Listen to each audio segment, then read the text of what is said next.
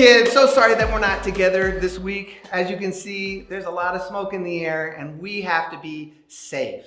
But you know what also? There's a lot of things to be afraid of right now. I mean, with COVID and the smoke and the fires and going back to school, some of us, it can be just a little bit scary. And I want to encourage you that God is not a God of fear, but he's a God of power and love. And he wants to give us the ability to trust in him.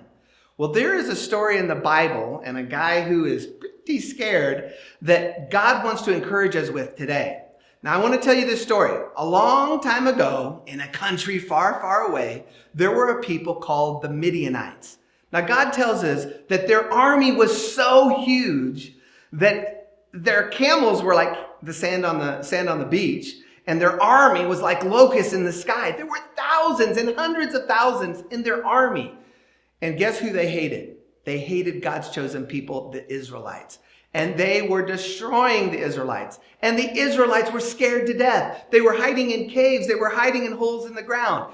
And that is where we find our hero today. His name was Gideon. And he was down in a hole doing his work, just hiding away because he was so afraid of the Midianites. Well, as he's down there working, there's an angel of the Lord who came along. And he looked down in the hole and he said, "Hey, Gideon, mighty hero, come up here." And Gideon looked up like, "What?" He goes, "Hey, Gideon, mighty hero, come up here." And Gideon goes, "You talking to me? Huh? You aren't talking to me, are you?" And the angel said, "I am talking to you, Gideon. Come up here." Gideon came up and the angel of the Lord said, "You are God's chosen hero to defeat the Midianites." And Gideon was like, "I don't think so." He says, "You are." He says, "Well, I want you to prove it to me." So the angel says, "You bet, I'll prove it to you." So Gideon went and got this sacrifice, like a goat or a lamb or something, and put it on the altar before the Lord. And the angel goes, "All right, I like this." And the angel of the Lord touched the sacrifice, and the fire just completely incinerated that sacrifice. Gideon stepped back and was like, "Whoa, okay, dude, I totally believe you are from God now." It says, after that, the Spirit of the Lord came upon Gideon, and he started looking for his army. And he got about 40,000 men together to come and fight against the Midianites. Now, here's what happened next. God told Gideon, "I want you to go defeat them." And Gideon goes, "Okay, well, I got 40,000 guys here." God says, "That's too many, my friend. You got too many." And Gideon's like, "What? Okay, God, maybe you don't know how armies work or not, but 40,000 against hundreds of thousands, that's not really a fair fight. So I think we need to go with 40. And God said, "Nope, that's too many. I need you to get less men in your army." And so he goes, "Well, how do I do that?" He says, "Well, tell everybody who's afraid to go home." Well, immediately he told them that. 30,000 booked at home and said, "I am not going to fight the Midianites because that is a losing battle." So then Gideon comes back to God and says, "Hey, God, I got 10,000 left. Is that good?" God says, "Still too many." And Gideon is starting to question whether God knows what he's doing. And I would be too, wouldn't you? So anyway, God says, "Here's what I want you to do. Take all the men down to a creek, and all the men who kneel down and dip the water up and drink the water in their hand," he says, "those are our people that are going to go fight against the Midianites." And so guess how many were left out of 10,000? 300. And Gideon's like, "This cannot be right. This just cannot be right." And God says, "Those are our guys. Those are the ones who are going to defeat the Midianites."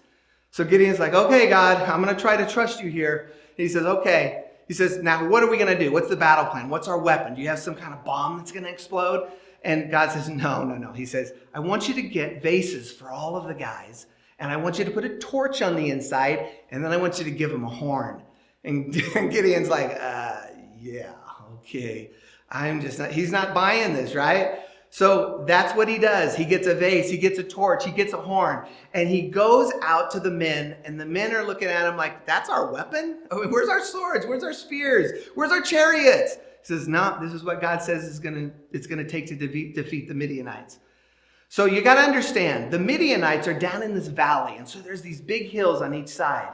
And all of the Israelite men get up on that hill. And Gideon says, "Listen, when I blow my horn, I want you to blow your horn as loud as you can, and I want you to break that vase and take that torch and hold it up in the air. And so Gideon blows his horn. They blow their horns. They break the vase. They lift up the torch. And guess what happens? God goes to work. It says that there was so much confusion and fear in the Midianite camp that they began to kill each other. They completely slaughtered each other, and there were only a few hundred that were running away with their tail between their legs. Gideon stood there with his men going, "Our God is awesome."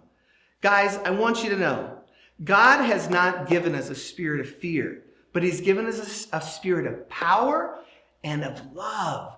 And all we have to do is trust him during these difficult times, and God is going to do amazing things in your life. He's going to give you peace and hope and joy in the midst of all this. So I want you guys to be encouraged. Know next week, guess what? It's Kids Store. Bring your kids' books. All right, guys, you guys have a great week, and I can't wait to see you next week. Bye.